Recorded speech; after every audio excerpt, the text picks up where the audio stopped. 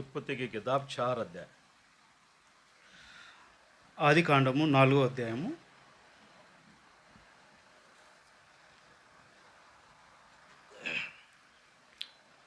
पहले वचन से लेकर 15 वचन बारी बारी से पढ़ लेंगे। మొదటవ వచనం నుంచి 15వ వచనం వరకు మార్చి చదువుకుందాము. उत्पत्ति की किताब 4 अध्याय पहले 15 वचन बारी बारी से पढ़ लेंगे। ఆది కాండము 4వ అధ్యాయము మొదటి 15 వచనాలు మార్చి చదువుకుందాము. जब आदम अपनी पत्नी हवा के पास गया तब उसने गर्भवती होकर कैन को जन्म दिया और कहा, मैंने यहोवा की सहायता से एक पुरुष पाया है। दूसरा वचन। తరువాత ఆమె అతని తమ్ముడగు హేబేలును కనెను. హేబేలు గొర్రెల కాపరి, కయీను భూమిని సేద్యపరచువాడు.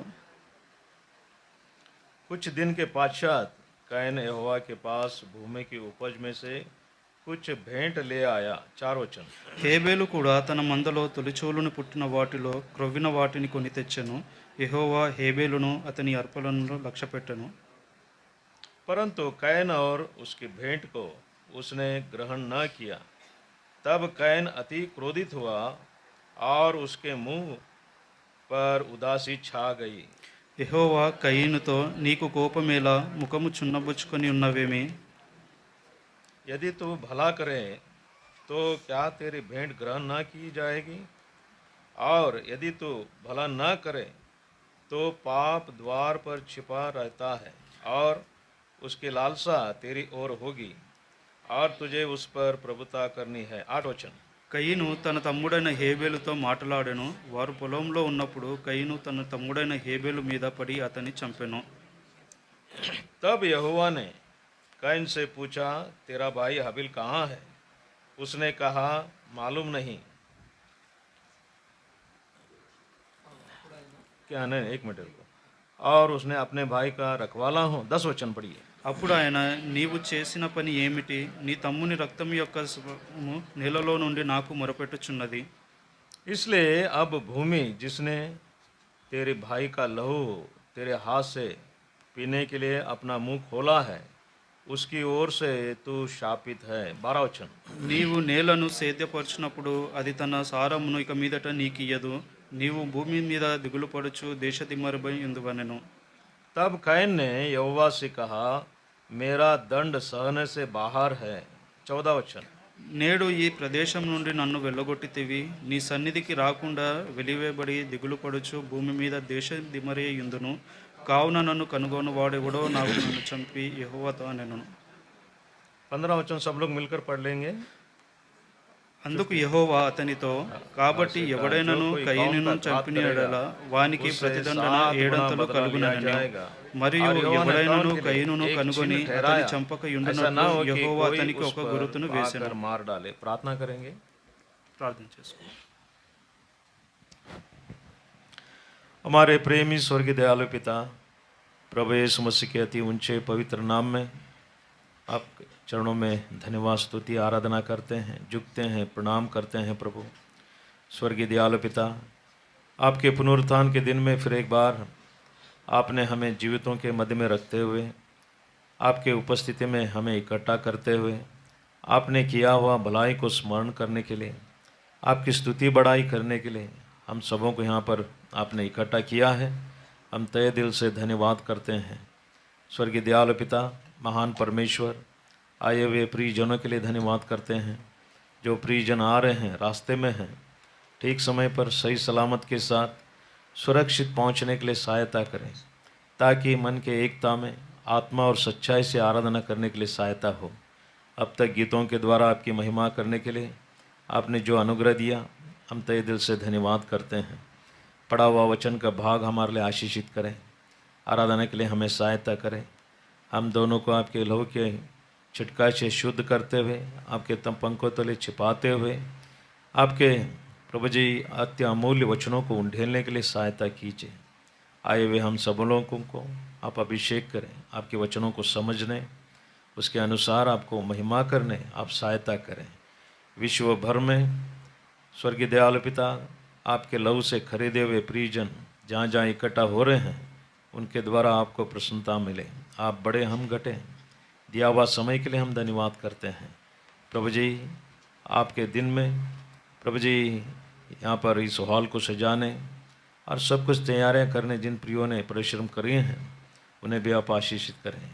मुझे आयोग को भी आप स्मरण करें, खाली करें, सहायता करें। प्रार्थना प्रभु यीशु मसीह के नाम में मांगते हैं।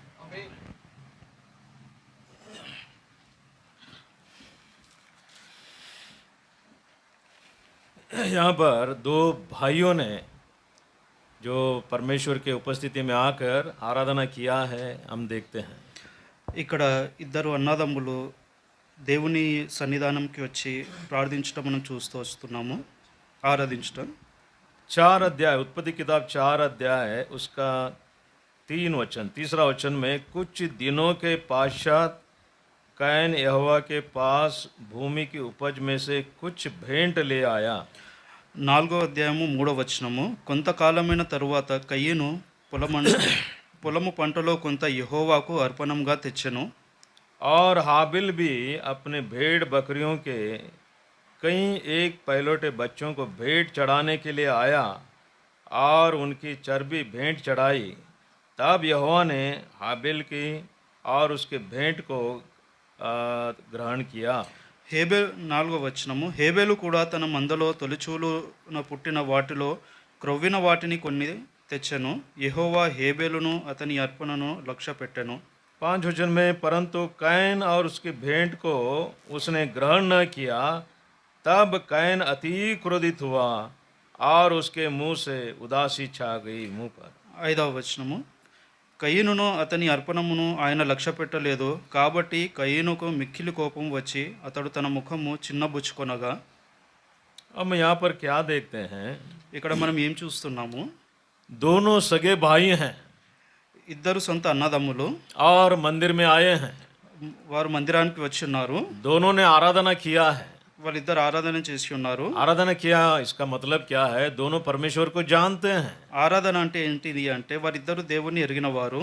और आराधना कैसा करना है ये दोनों को पता है। ఆరాధన ఏ విధంగా చేయాలో వీరిద్దరికీ తెలుసు।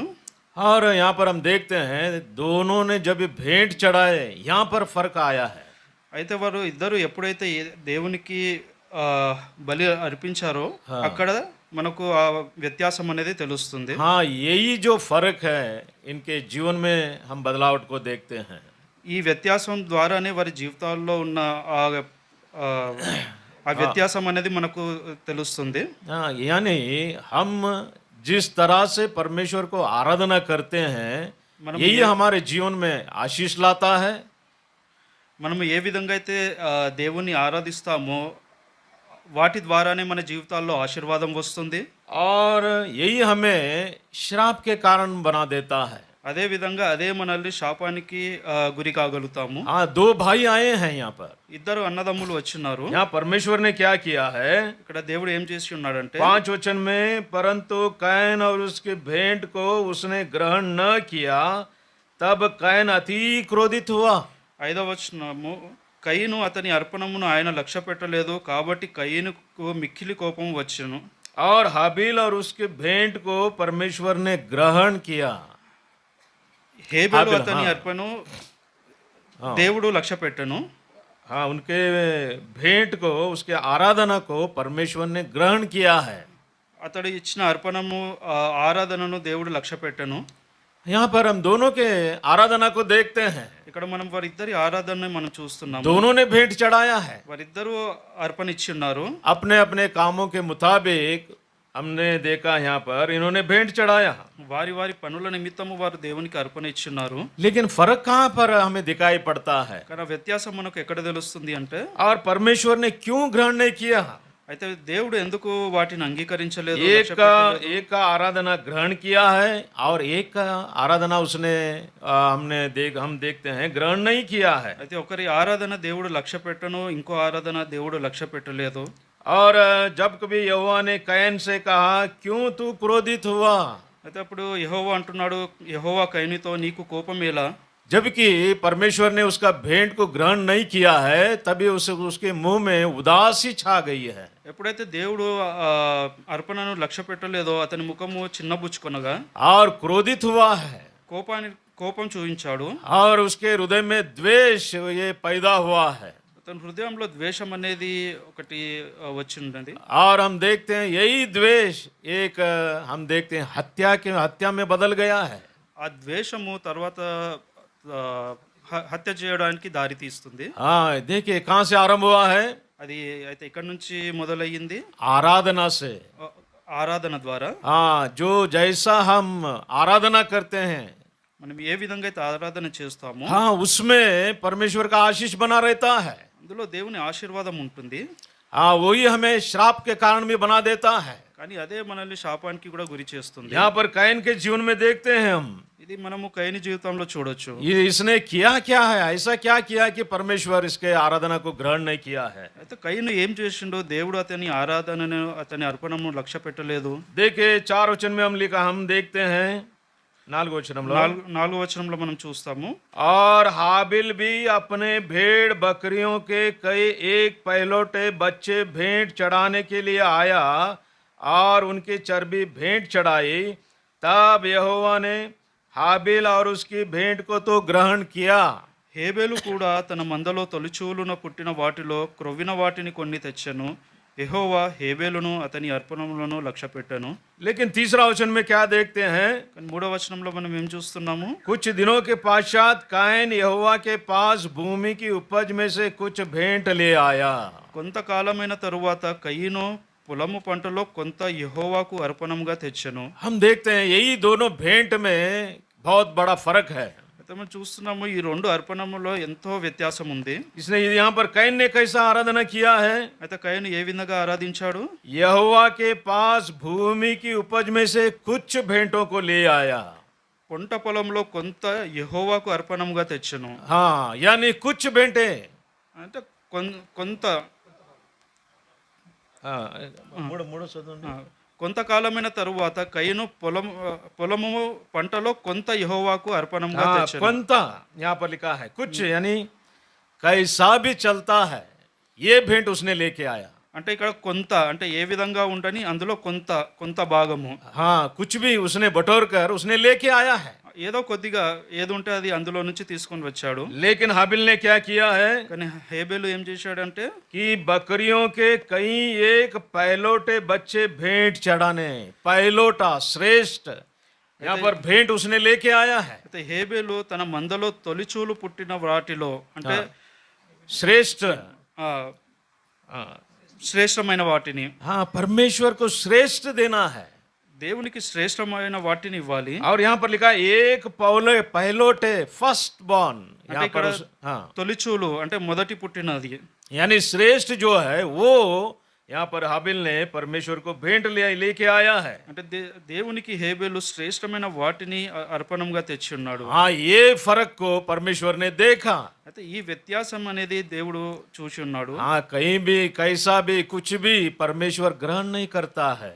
దేవుడు ఏది తెచ్చినా ఏది అయినా దేవుడు దాన్ని అర్పణంగా అంగీకరించడు. हाँ लेकिन जो श्रेष्ठ है हमारे दृष्टि में, जो श्रेष्ठ है वो परमेश्वर को हमें भेंट देना चाहिए। అయితే మనకు ఏదైతే శ్రేష్టమైనది అనిపిస్తుందో అదే దేవునికి మనం అర్పణంగా ఇవ్వాలి. इसीलिए यहाँ पर हम देखते हैं कि हाबिल ने श्रेष्ठ भेंट चढ़ाया है। ఇక్కడ మనం చూస్తున్నాము హేబేలు శ్రేష్టమైన వాటిని అర్పణంగా తెచ్చాడు. हाँ गिनती की किताब नंबर्स चैप्टर 18 वर्स 12 में लिखा है, गिनती की किताब संख्या कांडमु उसका 18 अध्याय 18వ అధ్యాయము हाँ उसका 12 वचन में अगर देखा जाए 12వ వచనంలో हम देखते हैं यहाँ पर श्रेष्ठ जो परमेश्वर के दृष्टि में है वो उन्होंने भेंट चढ़ाया है।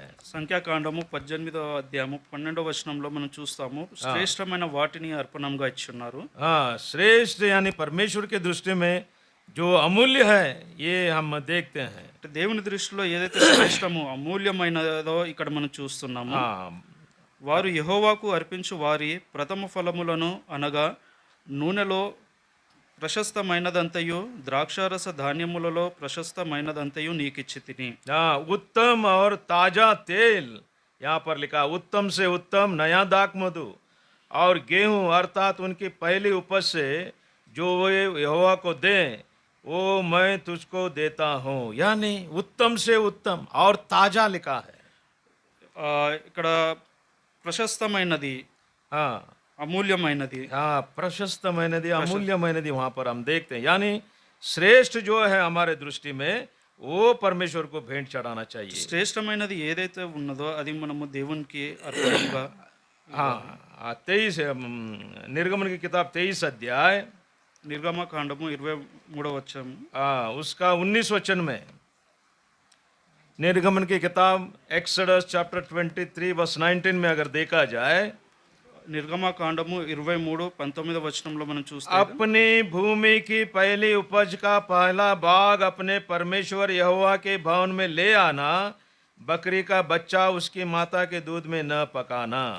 నీ భూమి ప్రథమ ఫలములో మొదటి వాటిని దేవుడైన యెహోవా మందిరమునకు తేవలను, हाँ, మేకపిల్లను దాని తల్లి పాలతో ఉడకబెట్టకూడదు.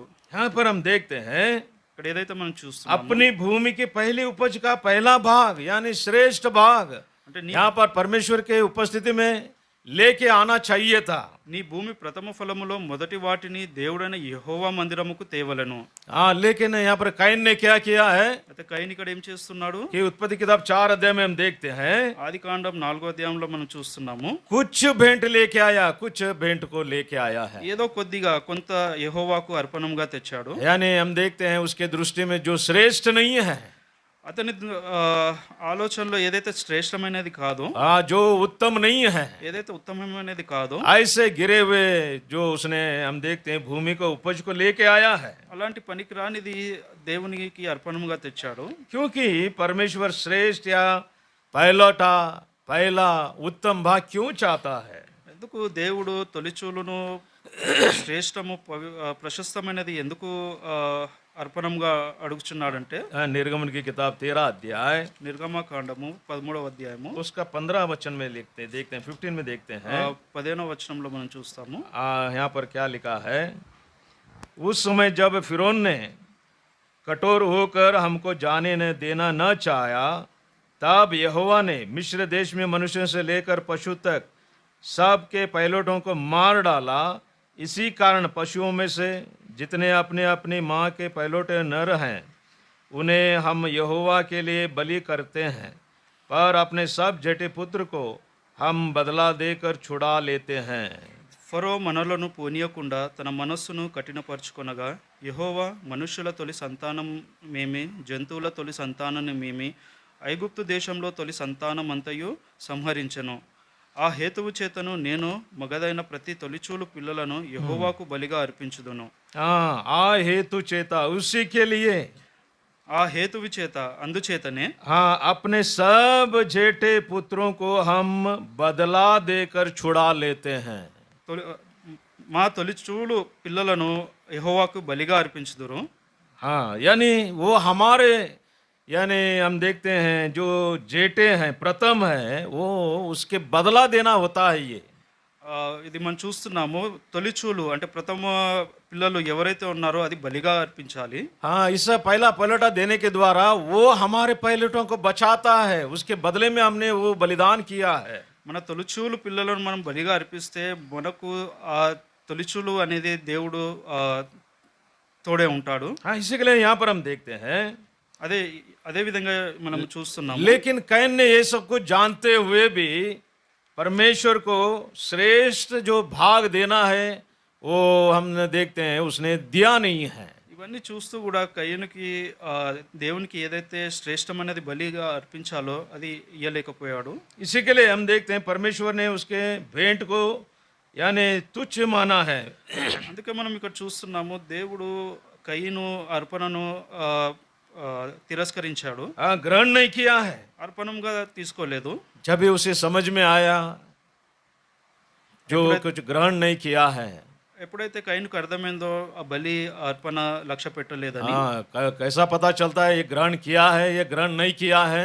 అది ఎలా తెలుస్తుంది దేవుడు లక్ష్య పెట్టాడు లక్ష్య పెట్టలేదు అని? क्योंकि परमेश्वर का अग्नि आकर उसे भस्म करता है। అది ఏ విధంగా అంటే దేవుని యొక్క అగ్ని వాటిని వచ్చి దహిస్తుంది. हाँ, पहला राजा 18 में भी हम देखते हैं ना మొదటి రాజులో 18వ అధ్యాయంలో మనం कि చూస్తాము, परमेश्वर ने किसका प्रार्थना सुना है किसका प्रार्थना नहीं सुना है। అందులో చూస్తాము దేవుడు ఎవరిని ప్రార్థన అంగీకరించాడో ఎవరి ప్రార్థన తిరస్కరించాడో. देखिए हम देखते हैं कि पहला राजा 18 अध्याय में जब भी हाँ, जब एलिया ने प्रार्थना किया, प्रार्थना करते ही 38 में प्रार्थना करते ही आग स्वर्ग से उतरकर क्या किया है कि वहाँ पर लकड़ी और मिट्टी पत्थर सब क्या हो गए, भस्म हो गए हैं। మొదటి రాజులు 18వ అధ్యాయము 38వ వచనము. हाँ ఇలా అతడు ఈలాగు ప్రార్థన చేయుచుండగా యెహోవా అగ్ని దిగి దహన బలి పశువును కట్టెలను రాళ్లను బుగ్గిని దహించి కందకమందున్న నీళ్లను ఆరిపోచేసెను. हाँ, यहाँ पर इसके द्वारा समझ में आया कि एलिया का परमेश्वर ही सच्चा परमेश्वर है। వీటి ద్వారా ఏలియా దేవుడు నిజమైన దేవుడు అని. लेकिन जब ये बाल और आशेर के जो नबियां थे वो सुबह से लेकर शाम तक चिल्ला रहे हैं, अपने परमेश्वर को पुकार रहे हैं, लेकिन कोई भी वहां पर प्रतिक्रिया नहीं दिखाई पड़ रहा है। అక్కడ బాలు ఏషారు వాళ్ళు వారి దేవుని वो पुकार रहे हैं, వారు పిలుస్తున్నారు, प्रार्थना कर रहे हैं, ప్రార్థిస్తున్నారు, लेकिन कोई भी वहां पर उत्तर नहीं आ रहा है। కానీ అక్కడ ఏమి సమాధానం లేదు వారికి. देखिए 29 वचन में लिखा है 29వ వచనం. शाम तक कोई भी आकाशवाणी और कोई किसी ने भी उनको उत्तर नहीं दिया है। చూడండి, సాయంత్రం వరకు ఎలాంటి వార్త అనేది వారికి ప్రకటన అనేది రాలేదు. हाँ, कितने लोग आए वहां पर? అక్కడ ఎంతమంది వచ్చారంటే कितने लोग हैं? देखिए कितना लोग हैं? हाँ, 450 लोग हैं। 450 మంది. कितने लोग हैं? ఎంతమంది అంటే हाँ, 450. देखिए 18 अध्याय उसका 19 वचन। మొదటి రాజులు 18వ हाँ, दया करके पढ़िए। 19. अब दूध बेचकर सारे इसराइल को हाँ और बाल के 450 नबियों हाँ और अशेरा के 450 नबियों को हाँ 400 नबियों को, जो एजेबेल हाँ बोलिए। की मेज पर खाते हैं, मेरे पास करमेल पर्वत पर इकट्ठा कर ले। हाँ, बाल के 450 नबी हैं। बाल के बाल के हाँ యెజబెలు 400 మంది, 450 మంది. और अशेर देवता के 400 नबियां हैं। అదే విధంగా అషరే దేవికి 400 మంది. हाँ, कुल मिला के 850। మొత్తం కలిపి 850. हाँ, एक तरफ 850 नबी, ఒక వైపు 850 మంది हाँ प्रवक्तలు, और एक तरफ एलिया नबी भी है यहाँ पर। ఇంకో పక్కన ఏలియా ప్రవక్త. देखिए सबसे ज्यादा 850 लोग नबी लोग हैं यहाँ पर, लेकिन परमेश्वर इनके प्रार्थना को उत्तर नहीं दे पा रहा है। అక్కడ 850 మంది ప్రవక్తలు ఉన్నా కూడా దేవుడు వారికి ప్రత్యుత్తరం అయితే ఇవ్వడం లేదు.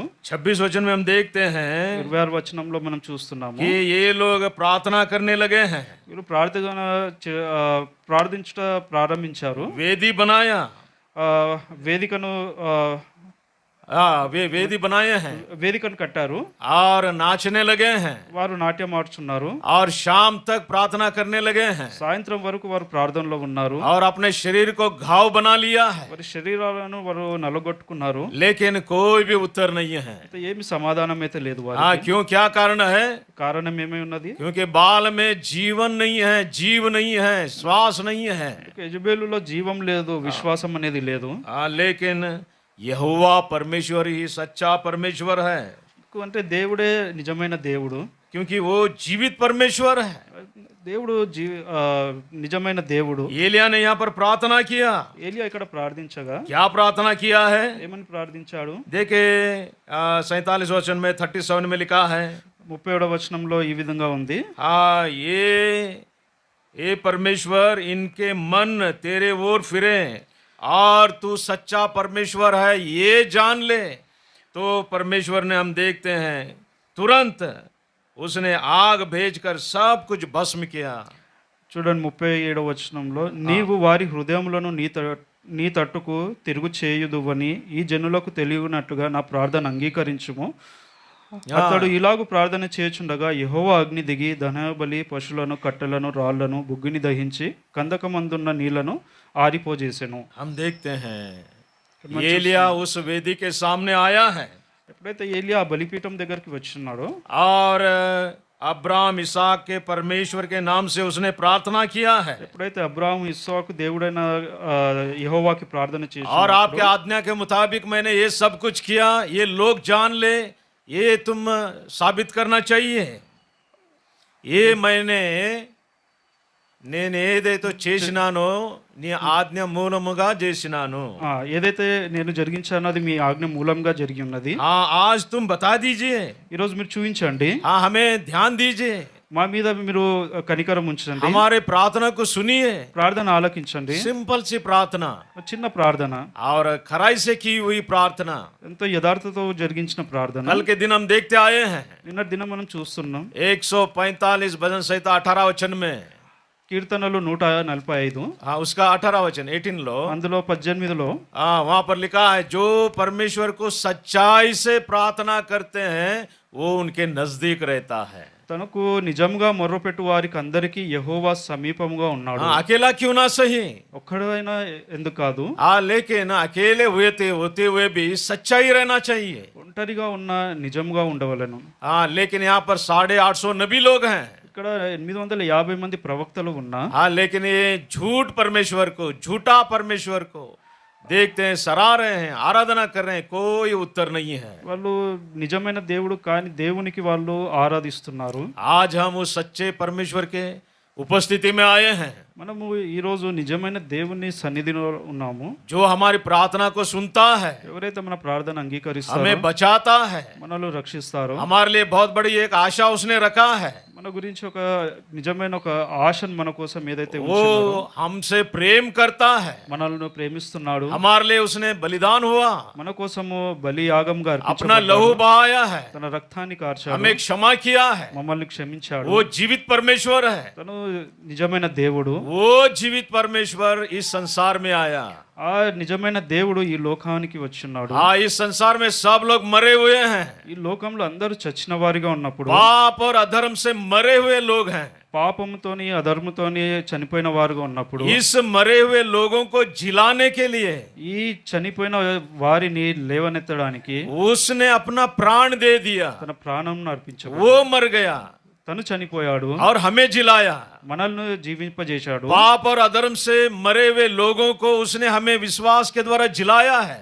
పాపం ద్వారా అధర్మం ద్వారా చనిపోయిన వారిని తన రక్తం ద్వారా చేయబడ్డాము. हाँ యోనా రचित सुसमाचार 5 अध्याय, యోహాన్ हाँ जॉन गॉस्पेल चैप्टर 5 वर्स 24, యోహాన్ సువార్త 5వ అధ్యాయము जो मेरे बातें सुनकर मेरे भेजने वाले की प्रतीति करता है, उसे हम देखते हैं कि दंड की आज्ञा नहीं, वो मृत्यु से पार होकर जीवन में प्रवेश कर चुका है.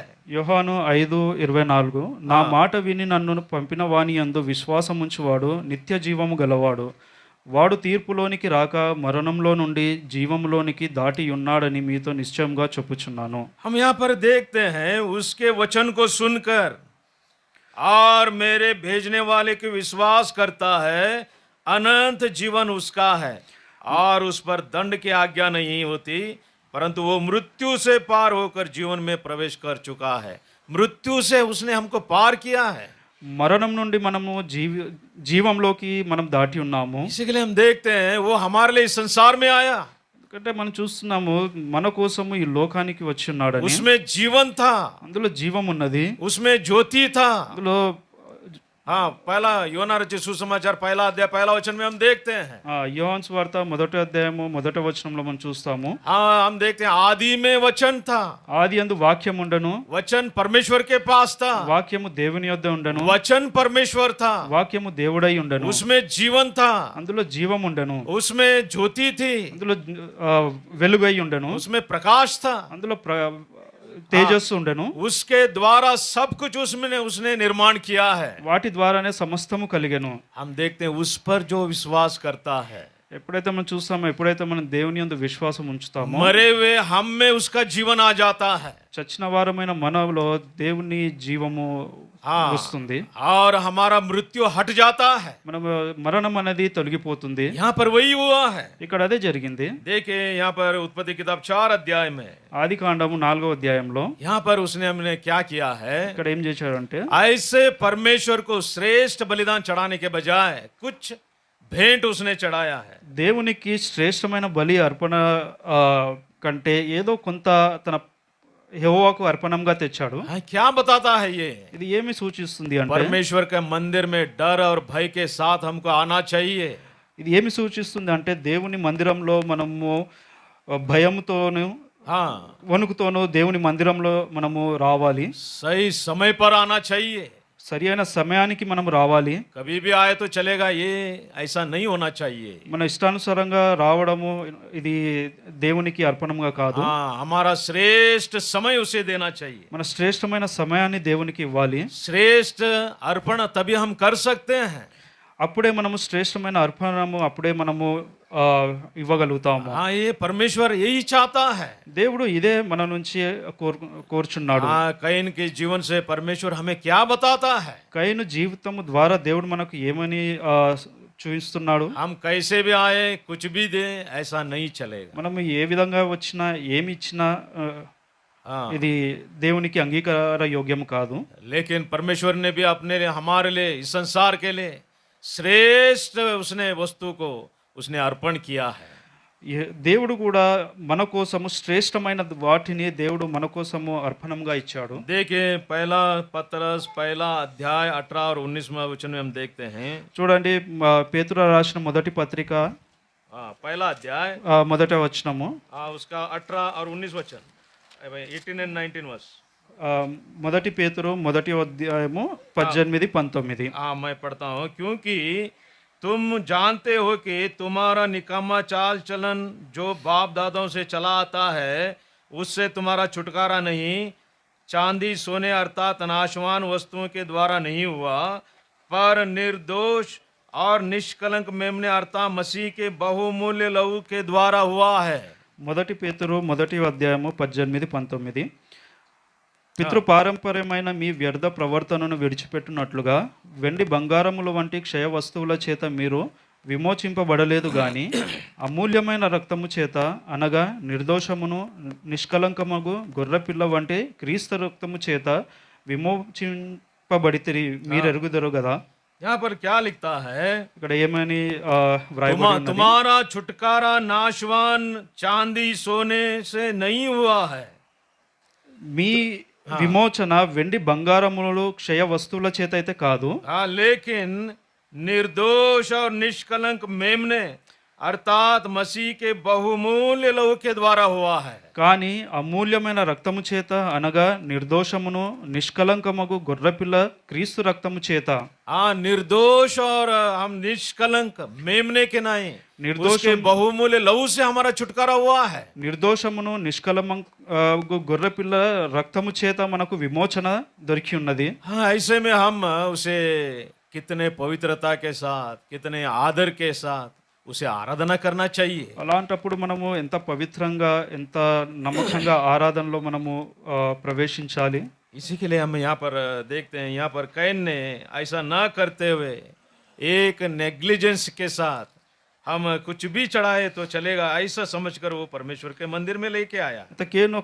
కయీను నిర్లక్ష్య స్వభావం చేత ఏదో కొంత దేవునికి అర్పణంగా తెచ్చి ఉన్నాడు. इसी के लिए हम देखते हैं, అదే విధంగా మనం చూస్తున్నాము जो इसका निर्लक्ष्य जो स्वभाव है, ఏదైతే నిర్లక్ష్యమైన స్వభావం చేత इसका उदासी छा गया चेहरे पर తన ముఖం చున్నబుచ్చుకున్నాడు और क्रोधित हो गया है। కోపంతో రగిలి ఉన్నాడు. शैतान इसमें राज करने लगा है సాతాను అతనిలో ప్రవేశించి ఏల్చున్నప్పుడు और उसने हत्या भी कर दिया।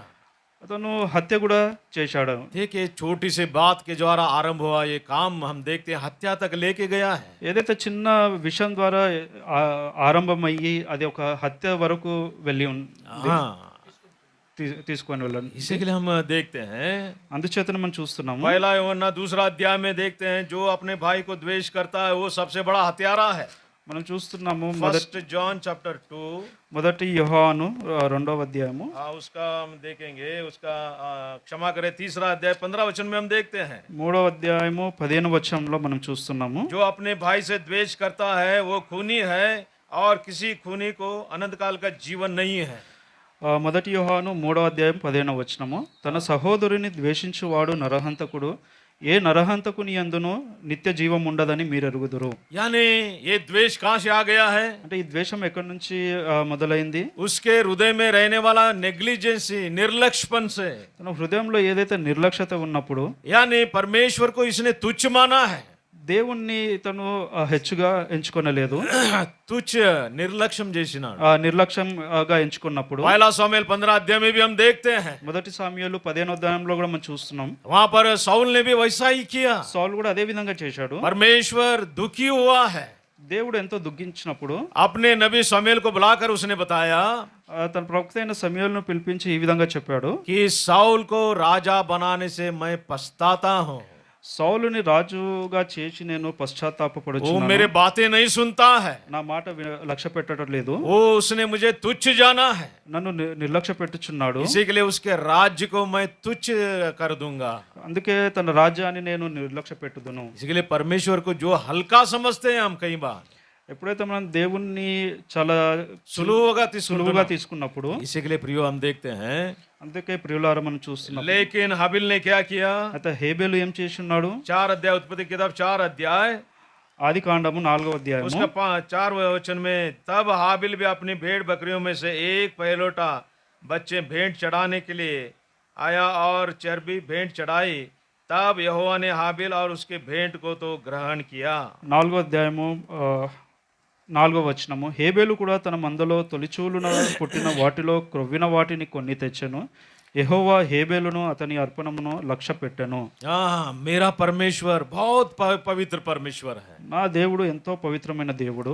उसे हम भय और भक्ति के साथ उसके सामने पेश आना है। మనం భయముతో భక్తితో అతని యందు కనబడాలి. हाँ, कि एक डर और भय के साथ उसके मंदिर में आना है। ఒక భయము ద్వారా వణుకు ద్వారా దేవుని మందిరానికి మనం రావాలి. हाँ, आराधना से पहले यहाँ पर जवान बच्चे कितना परिश्रम करते हैं। ఆరాధనకు ముందు ఇక్కడ ఉన్న యవనస్తులు ఎంతో ఎంతో కష్టపడతారు. हाँ, झाड़ू मारकर, चटाई डालकर और उस पर और झाड़ू मारकर, ఇక్కడ और देखते हैं कुछ भी कचरा है क्या, वो भी सब कुछ साफ सुथरा रखते हैं। ఇక్కడ ఉడవడం ద్వారా, కార్పెట్స్ వేసి మళ్ళీ వాటిని క్లీన్ చేయడం ద్వారా ఎంతో కష్టపడతారు. क्यों सुबह सुबह आकर ये सभी करना चाहिए? ఎందుకు ఉదయాన్నే వచ్చి ఇవన్నీ చేయాలి? हाँ, एक भय है, एक डर है। ఒక భయము, ఒక భక్తి అనేది ఉంది. हाँ, अच्छा रहना चाहिए, చాలా బాగుండాలి అని. क्योंकि मेरा परमेश्वर सबसे पवित्र, सबसे श्रेष्ठ है। ఎందుకంటే నా దేవుడు ఎంతో గొప్పవాడు. हाँ, आराधना तब से हमारा आराधना आरंभ होता है। అప్పటి నుంచే మన ఆరాధన అనేది ఆరంభం అవుతుంది. ये मंदिर साफ सफाई के द्वारा हमारे काम परमेश्वर आशीष करता है। ఈ మందిరము ఒక ఆవరణము మంచిగా ఉండడం ద్వారా మన ఆరాధన అనేది ఆరంభం అవుతుంది. यहाँ पर हाबिल का आराधना को हम देखते हैं। ఇక్కడ హేబేలు ఒక ఆరాధన మనం చూస్తున్నప్పుడు, मैं श्रेष्ठ और पवित्र ये भेंट चढ़ाना चाहिए। నేను శ్రేష్టమైన వాటిని, పవిత్రమైన వాటిని అర్పణంగా ఇవ్వాలి.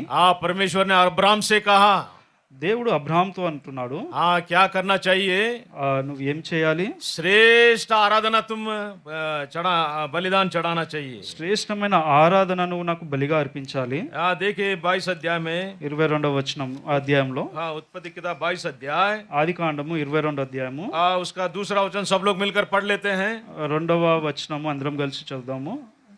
उसने कहा, అప్పుడు ఆయన, నీ ఒక్కడైన నీ కుమారుని అనగా నీవు ప్రేమించు ఇస్సాకును తీసుకొని మోరియా దేశమునకు వెళ్ళి అక్కడ నేను నీతో చెప్పుబో పర్వతములో ఒక దానిని దహన బలిగా అతను అర్పించమని చెప్పాను.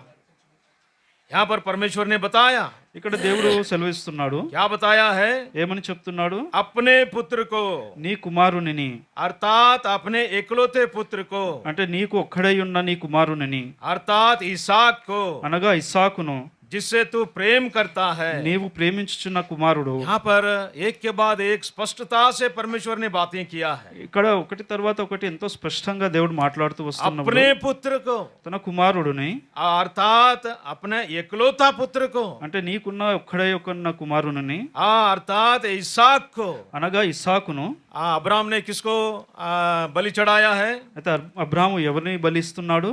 इसहाक को। ఇస్సాకును. यहाँ पर क्या लिखता है? ఇక్కడ ఏం రాసింది అంటే, अपने पुत्र को।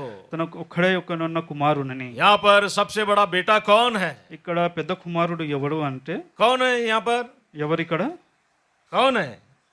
हाँ, इस्माइल है। ఇష్మాయిలు. अब्राम यहाँ इसाक से 6 महीना बड़ा इस्माइल है। అయితే ఇస్సాకుకు 6 నెలలు పెద్దవాడైన ఇష్మాయిలు. हाँ, इस्माइल बड़ा बेटा है ఇష్మాయిలు పెద్ద కుమారుడు, और जेठा है पहलौठा है। తొలి సంతానము. हाँ, लेकिन परमेश्वर ने ये बातें क्यों बताया? అయితే దేవుడు ఈ మాటలు ఇక్కడ ఎందుకు ప్రస్తావించాడంటే, हाँ, गलतियों के पत्री 3 अध्याय में గలతీయులకు 3వ అధ్యాయంలో यहाँ पर देखिए, ఇక్కడ చూడండి, गलतियों के पत्री 3 अध्याय, గలతీయులు 3 3 अध्याय, हाँ क्षमा कीजिए, 4 अध्याय 4 గలతీయులకు రాసిన పత్రిక 4వ అధ్యాయము उसका 22 वचन। 22వ వచనము. हाँ, एक बार दया करके पढ़िए। 2 पुत्र हुए, एक दासी से, एक स्वतंत्र धर्म पत्नी से। దాసి వలన ఒకడును స్వతంత్రురాలి వలన ఒకడును ఇద్దరు కుమారులు అబ్రహామునకు కలిగిరని వ్రాయబడి ఉన్నది కదా. हाँ, 23 वचन पढ़िए, 23। दो दासी से हुआ, वो शारीरिक रीति से जन्मा है, स्वतंत्र रीति से हुआ, प्रतिज्ञा के अनुसार हुआ है। అయినను దాసి వలన పుట్టినవాడు శరీర ప్రకారము పుట్టెను, స్వతంత్రురాలి వలన పుట్టినవాడు వాగ్దానము బట్టి పుట్టెను. यहाँ पर दासी का पुत्र है, स्वतंत्रता से पैदा हुआ, अभिवचन के द्वारा पैदा हुआ पुत्र है। ఇక్కడ శరీర ప్రకారముగా పుట్టిన కుమారుడు, స్వతంత్రురాలిగా వాగ్దానము ద్వారా పుట్టిన కుమారుడు. हाँ, इसी के लिए हम यहाँ पर देखते हैं అందుకే ఈ విధంగా మనం చూస్తున్నాము. कि दासी का पुत्र इस्माइल है దాసుని కుమారుడు ఇష్మాయేలు, और स्वतंत्र स्त्री का पुत्र सारा है। స్వతంత్రురాలి అయిన కుమారుడు షారా. हाँ, షారా అయిన స్వతంత్రురాలు. हाँ, सारा को अभिवचन के द्वारा यहाँ पर परमेश्वर ने पुत्र दिया है। షారాకు వాగ్దానం ద్వారా కుమారుని అనుగ్రహించాడు. यानी कभी दिया है, ఎప్పుడు ఇచ్చాడంటే दोनों भी शरीर से पैदा हुए हैं, ఇద్దరు శరీరాన్ని ద్వారానే పుట్టినప్పుడు, लेकिन एक दासी का शरीर है। ఒకటి దాసుని శరీరము, दास का शरीर, दासी का शरीर, गुलामी का शरीर, ये पाप है। ఆ దాసురాలి శరీరము అనేది పాపము. लेकिन स्वतंत्र जो स्त्री है, अभिवचन के द्वारा पैदा हुआ है। అయితే స్వతంత్రురాలిగా ఉన్న శరీరము వాగ్దానం చేత हाँ, పుట్టెను. हाँ, वो कभी हुआ है? అది ఎప్పుడు పుట్టాడు అంటే, हाँ, देखिए रोमा की पत्री 4 अध्याय, అయితే చూడండి రోమీయుల పత్రిక 4వ అధ్యాయంలో उसका 19 वचन। 19వ हाँ, వచనము. दया करके पढ़िए। वह जो 100 वर्ष का था, हाँ, अपने मरे हुए से शरीर और सारा के गर्भ की मरी हुई की सी दशा जानकर भी विश्वास में निर्बल न हुआ। क्या लिखा है? ఇక్కడ ఏమి రాసి ఉన్నది? कि मरी हुई शारीरिक दशा है सारा का। షారా శరీరం అనేది हाँ, शरीर हुई, మృతతుల్యమైనట్టు. हाँ, ऐसे हालत में इसाक पैदा हुआ है। అలాంటి పరిస్థితిలో हाँ, इसाक पैदा हुआ। ఇస్సాకు పుట్టాడు. हाँ, यानी क्या है ये? ఇక్కడ దీని అర్థం ఏంటి? अभिवचन के द्वारा पैदा हुआ है। వాగ్దానం ద్వారా పుట్టి ఉన్నాడు. शरीर मर गया है, శరీరము చచ్చి ఉన్నప్పుడు ऐसे हालत में परमेश्वर ने उसे आशीष किया है। అలాంటి పరిస్థితుల్లో దేవుడు ఆశీర్వదించాడు.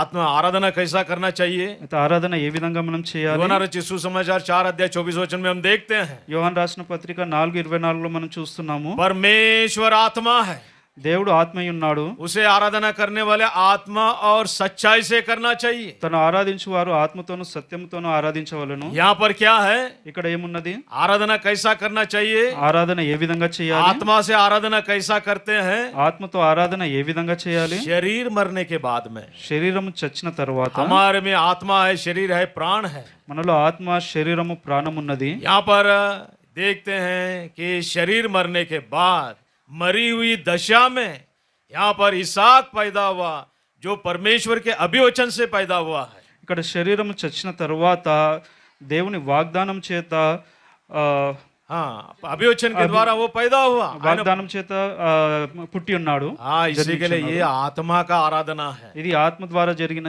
ఆరాధన. इसी के लिए अब्राम से कहा उसने, అందుకే అబ్రాహాముతో ఈ విధంగా చెప్తూ వస్తున్నాడు, अपना पुत्र, తన కుమారుణ్ణి, एकलौता पुत्र, ఒక్కగానొక్క నా కుమారుణ్ణి जिससे तू प्रेम करता है, ఎవరినైతే నువ్వు ప్రేమిస్తున్నావో और ये आत्मा का पुत्र चाहिए। ఈ వాగ్దానం చేత పుట్టిన కుమారుడు నాకు కావాలి. और परमेश्वर ने गवाही दिया అయితే దేవుడు ఈ విధంగా వాగ్దానం ఇస్తున్నాడు. उसी 22 अध्याय में, उत्पत्ति किताब 22 अध्याय 18 वचन में लिखा है, मैं तेरे द्वारा इस संसार में रहने वाले सारे मनुष्य जाति को आशीष करूंगा। అదే 22:18 వచనంలో ఆదికాండం ఈ విధంగా రాస్తున్నది, మరియు నీవు నా మాట వినినందున భూలోకంలోని జనులన్నీయు నీ సంతానము వలన ఆశీర్వదబడును. हाँ, उसके बातें सुनना ही आराधना है, తన మాట వినుటనే ఆరాధన. और आत्मिक रीति से आराधना यही है।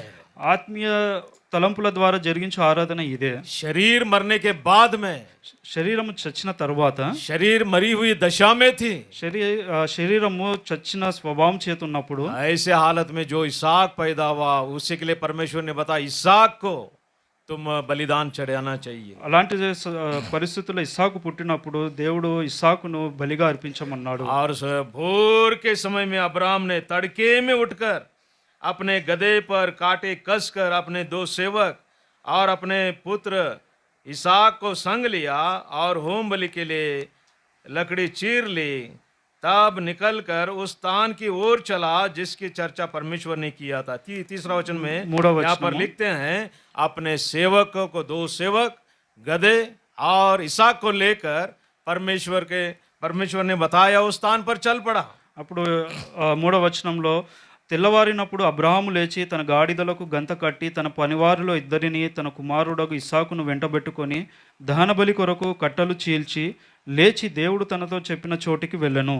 और 4 वचन में तीसरे दिन अब्राम ने आंखें उठाकर उस स्थान को दूर से देखा। 3వ నాడు అబ్రహాము కన్నులెత్తి దూరం నుండి ఆ చోటు చూచి, हाँ, दूर से देखा और सेवकों से बताया, इस गधे के पास ही तुम रुकना चाहिए। పనివారితో చెప్తున్నారు, మీరు ఈ గాడితోనే ఇక్కడనే ఉండుడి.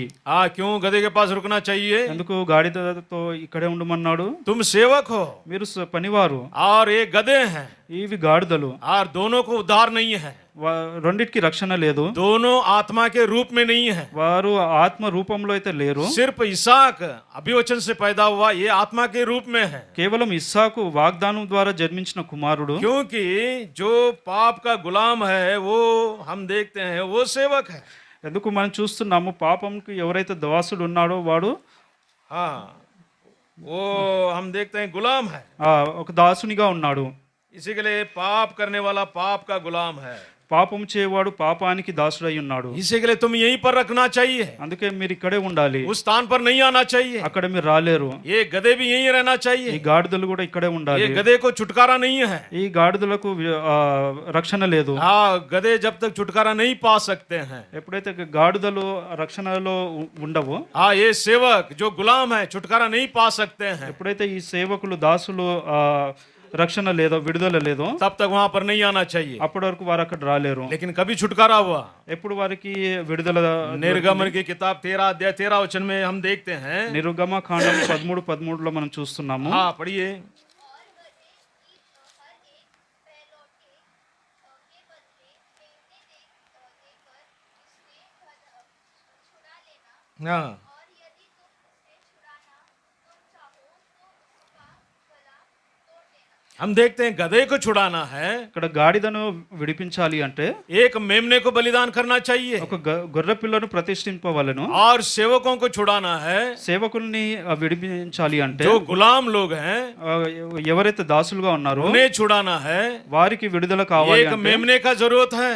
ఒక గొర్రె పిల్ల కావాలి. यहाँ पर उत्पत्ति किताब 22 अध्याय में ఆది కాండం 22లో उसका 13 वचन में हम देखते हैं, 13వ వచనంలో మనం చూస్తున్నాము. तब अब्राम ने आंखें उठाई और क्या देखा कि उसके पीछे एक मेढ़ा अपने सिंग से एक झाड़े में फंसा हुआ है।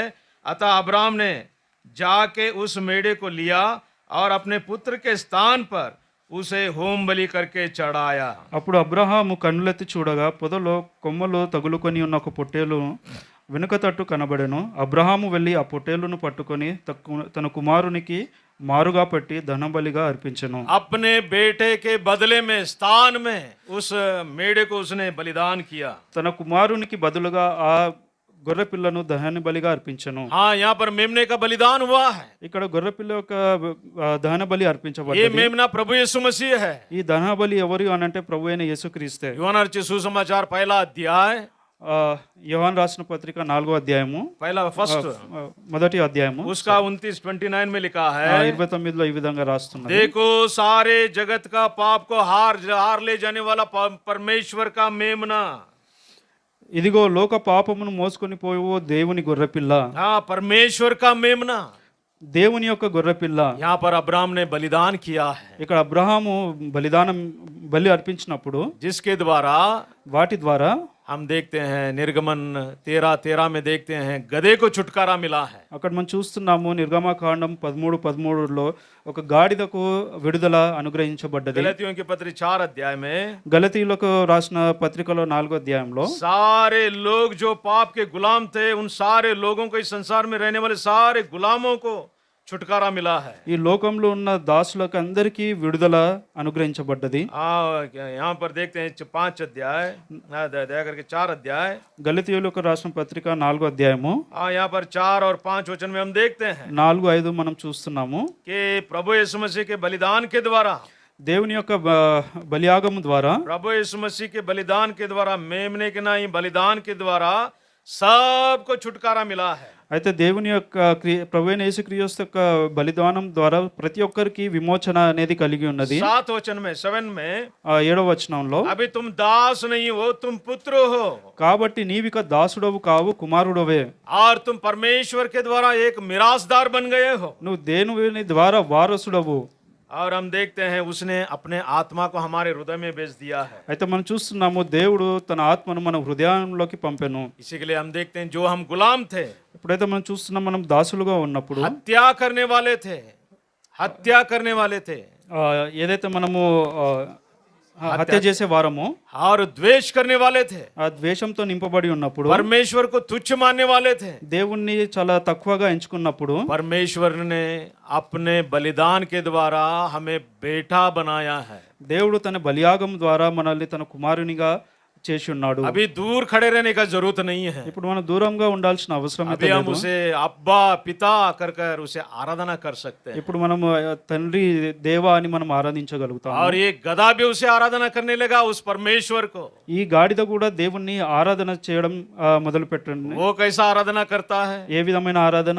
जकरिया नबी किताब 9 अध्याय 9 वचन में, जकरिया नबी किताब 9 अध्याय 9 में, జకరియా 9:9లో, हाँ दया करके पढ़िए। जकरिया नबी किताब, జకరియా 9:9, हाँ, సియోను వాసులారా బహుగా సంతోషించుడి, बहुगा संतोषించుడి, యెరూషలేము నివాసులారా ఉల్లాసముగా ఉండుడి, हाँ, నీ రాజు నీతిపరుడును రక్షణ గలవాడును దీనుడనై గాడిదను గాడిద పిల్లను ఎక్కి నీ యొద్దకు వచ్చుచున్నాడు. हाँ, यहाँ पर लिखा है, क्योंकि तेरा राजा तेरे पास आएगा, वो धर्मी और उद्धार पाया हुआ है, वो दीन है, वो गधे पर वरना गधी के बच्चे पर चढ़ा हुआ आएगा। నీ రాజు నీతిపరుడును రక్షణ గలవాడైన దీనుడును గాడిదను గాడిద పిల్లను ఎక్కి నీ యొద్దకు వచ్చుచున్నాడు. दूर रहने वाला गधा ये अभी नजदीक आ गया है, ఇది ఎంతో దూరస్తులుగా ఉన్న గాడిద ఇప్పుడు ఎంతో దగ్గరకు సమీపంగా వచ్చినది. क्योंकि यरूशलेम के ओर जा रहा है। ఎందుకంటే అది యెరూషలేము తట్టు వెళ్ళుచున్నది. प्रभु यीशु मसीह पर उस पर बैठकर लोग आराधना करने लगे हैं। ప్రభువైన దేవుడు వాటి మీద కూర్చున్నప్పుడు ప్రజలు ఆరాధిస్తున్నారు. यहाँ पर सबको छुटकारा मिल चुका है। ఇక్కడ అందరికీ విడుదల కలిగి ఉన్నది. ये श्रेष्ठ आराधना है। ఇది శ్రేష్టమైన ఆరాధన. इसी के लिए हम यहाँ पर देखते हैं అందుచేతనే మనం ఇక్కడ చూస్తున్నాము कि कैन के द्वारा यहाँ पर हत्या हुआ है, కయీను ద్వారా ఇక్కడ ఒక హత్య జరిగించబడ్డది. क्योंकि उसके आराधना परमेश्वर ने ग्रहण नहीं किया है। తన ఆరాధన దేవుడు లక్ష్య పెట్టలేదు. इस संसार में हम परमेश्वर को नहीं जानते थे। ఈ లోకంలో మనం దేవుణ్ణి ఎరగనప్పుడు ये कैन की नहीं हमारा आराधना था। కయీను విధమైన ఆరాధన మన ఆరాధన ఉన్నది. परमेश्वर को तुच्छ जानकर आराधना करने वाले थे। దేవుణ్ణి మనము తిరస్కరించిన వారంగా ఉన్న మన ఆరాధనగా ఉన్నప్పుడు, जिसके द्वारा आशीष के बजाय हमारे चेहरे पर उदासी और क्रोध छाया करता था। ఒక ఆశీర్వాదము కాక మనకు ముఖంలో చిన్నబుచ్చుకొనడము ఒక కోపముతో ఉన్నప్పుడు, और यही क्रोध, यही गुस्सा, यही द्वेष, एक बहुत बड़ा हत्या है। ఇదే కోపము ఇదే ద్వేషము ఒక హత్యలాగా ఉన్నప్పుడు हम देखते हैं ये परमेश्वर के दृष्टि में हम देखते हैं बहुत बड़ा पाप ठहराया गया है। ఇది దేవుని యొక్క దృష్టిలో ఎంతో గంభీరమైన పాపంగా ఉన్నది. इसी के लिए वो हमें बचाने के लिए అందుకే మనల్ని రక్షించడానికి इस संसार में मनुष्य बनकर आया ఈ లోకంలో మనుషుని రూపము వలన రావడము, और हमारे लिए बलिदान हुआ, మన కోసము బలియాగంగా हमारे लिए అర్పించబడము, लहू बहाया, మన కోసము రక్తం చిందించబడము, और गधे के नाई, गुलाम के नाई, दास के नाई रहने वालों को पुत्र का अधिकार उसने दिया है। గాడిదల్లాగా దాసులలాగా సేవకుల వాటి ఉన్నప్పుడు మనకు దేవుని కుమారులగుటకు మనకు అనుగ్రహం కలిగి ఉన్నది. इसी के लिए सुबह के समय में हम उस परमेश्वर की आराधना करते हैं। అందుకే ఈ ఉదయకాలం మనం దేవునికి ఆరాధిస్తూ देखिए कैन ने तो यहाँ पर खून तो किया है, అయితే కయీన్ ఇక్కడైతే హత్య అయితే జరిగించాడు, देखिए लेकिन उसके हृदय में चैन नहीं है। అయితే తన హృదయంలో ఒక శాంతి సమాధానం అనేది అయితే లేదు. उत्पत्ति किताब 4:13 में ఆది కాండం 4:13లో तब कैन ने यहोवा से कहा मेरा दंड सहने से बाहर है। అందుకు కయీను నా దోష శిక్ష నేను భరింపలేనంత గొప్పది, हाँ मैंने तो खून किया है, నేనైతే హత్య చేశాను, और उसने मान लिया అంగీకరించాడు. कि यहोवा से कहा मेरा दंड सहने से बाहर है, అయితే నా దోష శిక్ష నేను భరింపలేనంత గొప్పది. क्योंकि जहाँ कहीं भी जाता है उसे शांति नहीं है। అయితే ఎక్కడైతే వెళ్తాడో అక్కడ అతనికి శాంతి సమాధానం అనేది అయితే లేదు. लेकिन परमेश्वर ने जब भी इसने ऐसा बात कहा, అయితే ఎప్పుడైతే కయీను ఈ విధంగా అన్నాడో, मान लिया, అంగీకరించాడో, देखिए परमेश्वर ने क्या कहा है। అయితే అప్పుడు యెహోవా ఏమన్నాడు? 14 वचन में देख तूने आज के दिन मुझे भूमि पर से निकाला है, और मैं तेरी दृष्टि में आड़ में रहूंगा, और पृथ्वी पर भटकने वाला और भगोड़ा रहूंगा, और जो कोई मुझे पाएगा मुझे घात करेगा।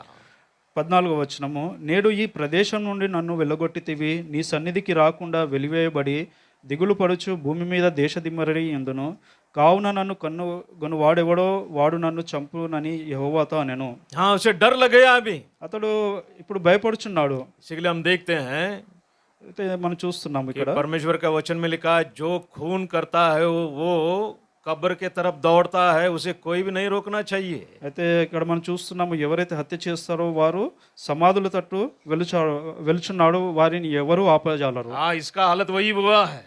ఈ పరిస్థితి కూడా ఈ విధంగానే लेकिन ఉన్నది. परमेश्वर ने क्या बताया, అయితే దేవుడు ఏం 15 చూపిస్తున్నాడు? 15 वचन सब लोग मिलकर पढ़ते हैं। 15వ వచనం అందరం చదువుదాము. इस कारण అందుకు యెహోవా ने యెహోవా उससे అతనితో, कहा, కాబట్టి जो ఎవడైనను कोई कैन కయీనును को घात చంపిన ఎడల करेगा, उसे मैं వానికి 7 ప్రతిదండన गुना ఏడంతలు बदला लिया కలుగునను. जाएगा।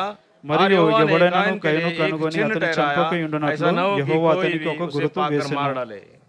परमेश्वर ने बताया जो कोई कैन को घात करेगा, అయితే యెహోవా ఈ విధంగా సెలవిస్తున్నాడు, ఎవరైతే కయీనుకు చంపిన ఎడల 7 गुना बदला लिया जाएगा। ఏడింతలు ప్రతిదండన కలుగును. और यहोवा ने कैन के लिए एक चिन्ह ठहराया, అయితే యెహోవా అతనికి ఒక గుర్తు వేసెను. ऐसा न हो कि कोई उस पर मारकर घात करे। అయితే ఈ గుర్తు ద్వారా ఎవరు కూడా కయీను చంపజాలరు. एक चिन्ह लगाया, ఒక గుర్తు అనేది వేశారు. वो चिन्ह देखते ही लोग उसे घात करने के बजाय उसे क्षमा करने, ఆ గుర్తు ద్వారా అతన్ని చంపడం బదులు అతన్ని క్షమించబడతారు. इसने जो कुछ भी पाप किया है, ఏవైతే పాపాలు కయీను చేశాడో हाँ वो सब कुछ उस मेमने पर डाल दिया, అయితే అవన్నీ ఆ గొర్రెపిల్ల మీద వేయబడ్డది. और उस पर एक चिन्ह लगाया। అందులో ఒక గుర్తు వేయబడ్డది. देखिए अय्यूब की किताब యోబు గ్రంథము जोब 37:7 యోబు 37:7 యోబు 37:7 मोहर कर देता है,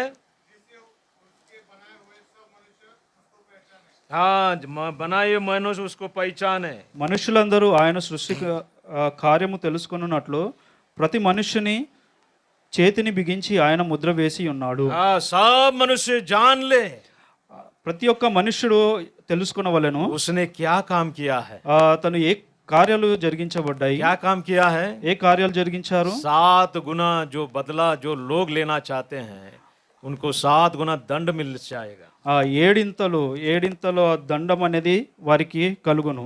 शिक्षा శిక్ష వేయబడును. इसके लिए सारी शिक्षा दंड उसने क्षमा किया। అయితే ఆ ఏడింతలు గల ఏదైతే శిక్ష ఉందో అది క్షమించబడ్డది. इसके लिए सुबह के समय में उस परमेश्वर का हम आराधना करेंगे। అయితే ఈ ఉదయకాల సమయం మనం దేవుని ఆరాధించడము, हाँ, हमें भी उसने पाप और से शिक्षा से दंड से नरक से उसने बचाया। అయితే మనల్ని కూడా పాపం నుంచి ఆ శిక్ష నుంచి మనల్ని తప్పించబడ్డారు. श्रेष्ठ आराधना करते हैं, శ్రేష్టమైన ఆరాధన చేయవలసిన వారమే संक्षिप्त ఉన్నాము. रीति से आराधना करते हैं। క్లుప్తంగా ఆరాధించాలి. प्रभु हमको सहायता करे। దేవుడు తన వాక్యాన్ని దీవించును.